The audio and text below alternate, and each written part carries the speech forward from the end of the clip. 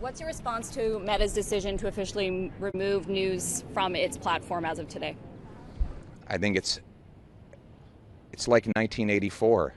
You have a prime minister passing a law to make news articles disappear from the internet. But that's where we are.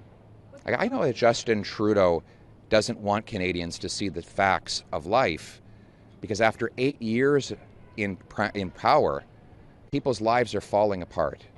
But here's my response. Whether it's big tech or Trudeau's big government, censorship is always and everywhere wrong. And that's why I will bring home freedom of speech online, on campus, and anywhere else in this country. Because I believe that I can win an open debate in this country. And so unlike Trudeau, I will not need to censor. So here's Trudeau is going to explain that the government of Canada will no longer advertise on Meta and Google. Big deal.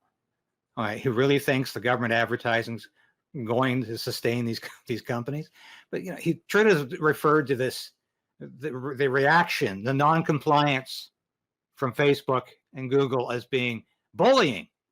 Who's the bully? The government, the state is the bully here, and Trudeau clearly doesn't get it. We know that the global tech giants have completely disrupted so much of what we're doing. They've created tremendous positive goods in the world, but one of the ways that they have caused real challenges is on media and journalism. People's access to local news needs to continue, particularly in a time where democracy is so challenged around the world. Unfortunately, tech giants like Meta, even as they're making record profits, billions upon billions of dollars of profits, are refusing to make sure that media and local news get properly paid. And they're so insistent that they don't want to pay their fair share that they've decided to stop. They've decided to block access to media and journalism. And there's that phrase, fair share. What does that mean? What is their fair share? That's a concept rooted in socialism, actually Marxism, to say they have to pay their fair share. He doesn't even know what that fair share is. He has no idea. He won't put a dollar figure on it. It's unlimited. It's unlimited compensation. And this is absolute insanity. Local news for people across this country. That's just bullying. And it's undermining our democracy at a time where we need to stand up for democracy. We need to stand up for people's rights and abilities to access news. So when's the last time Justin Trudeau stood up for anyone's democratic freedom in this country? And I tell you, I can't think of it. Facebook has decided that Canada is small enough so for them to push back against us. But I would say that Canada and Canadians have a long history of standing up to bullies. They made the wrong choice in attacking Canada. In defending democracy, this is what we're doing across the world. It's what we're doing in defending Ukraine. It's what we did in the Second World War. We are there every day defending the principles and values of democracy. I know that Canadians will not let themselves be intimidated by American billionaires who are trying to negatively impact our democracy. Independent journalism is in grave difficulty, as is free speech in Canada. Who would ever have imagined that in Canada, the federal government would pass laws banning people from effectively seeing the news? Who would have thought that we'd have a government that would pass a law to manipulate the algorithms of the internet so that Canadians only see what the Prime Minister wants them to see? Trudeau is going after something here. Do you remember that there was a policy resolution? And it's quite fascinating. There was a policy resolution at the last Liberal convention this year. I want to bring that up for you here. In fact, we'll even give you a clearer view of it. There was a policy resolution brought up this year, and it is quite fascinating because it demanded that internet media outlets reveal their sources. They have to prove their story. Now, some people said, well, that's just too draconian. to have in a free and democratic society, the liberals can't really be serious about that. They don't really want to get into the newsroom, but they do. You see, these are the poison pills that were inserted into this C-18 legislation. The government is giving itself the right to insert itself into the newsroom and to discover who the sources were, what they're saying, because they want to know. And here is a fascinating testimony from the Fishing Globe and for Mail. confidential information from news organizations, particularly information related to editorial departments, would be an overreach that's best avoided. But the threat to the independence of media rather than the loss of a few $1 million, I think that's a much more long-term threat to our industry if we don't get the language of this bill right. It worth the risk. Now, before we move on to Senator Pamela Wallin coming on next, but there's the publisher of the Globe and Mail, which is initially well behind this.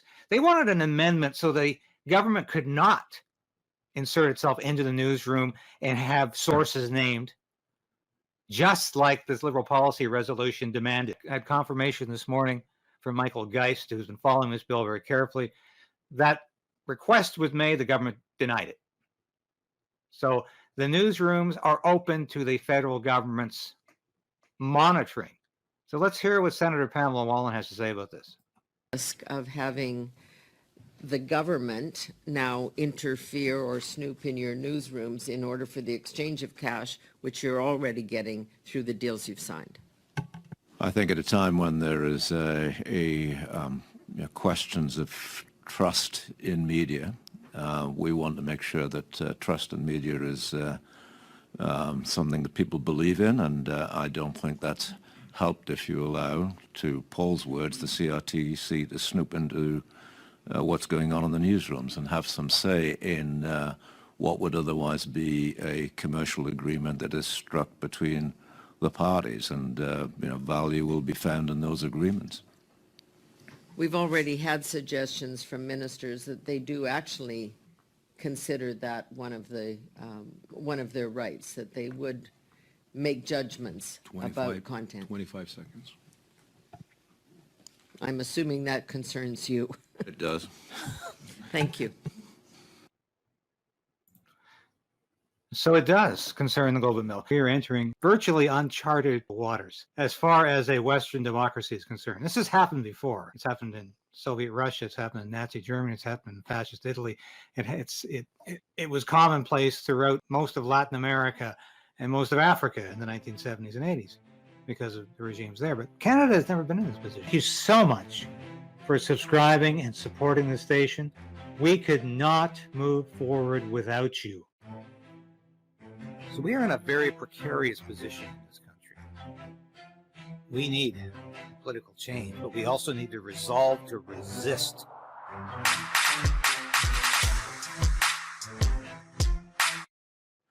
What we're trying to do every week here is bring you the news you might not see everywhere else. And we're coming against Justin Trudeau's internet censorship laws. Please subscribe, ring that bell if you haven't done so already. I know it's annoying to ask. Believe me, I'm not a salesman. I'm a writer. But I really implore you to do that because I need this station to keep going. We want to keep bringing you the news that you want to hear. And if you want a story covered, let me know, please. Because that's where I'm getting a lot of news information from your tips. So thank you for being there for me. And you can also support this station by going on my Substacks and subscribing for $8 a month. Yes, I know it's free, but I can also use your support. So please do that if you can. And I'll continue to be here every week, every day if must needs be, to tell you what's really happening in this world of ours. And I'm in nobody's pocket, but I am on your side.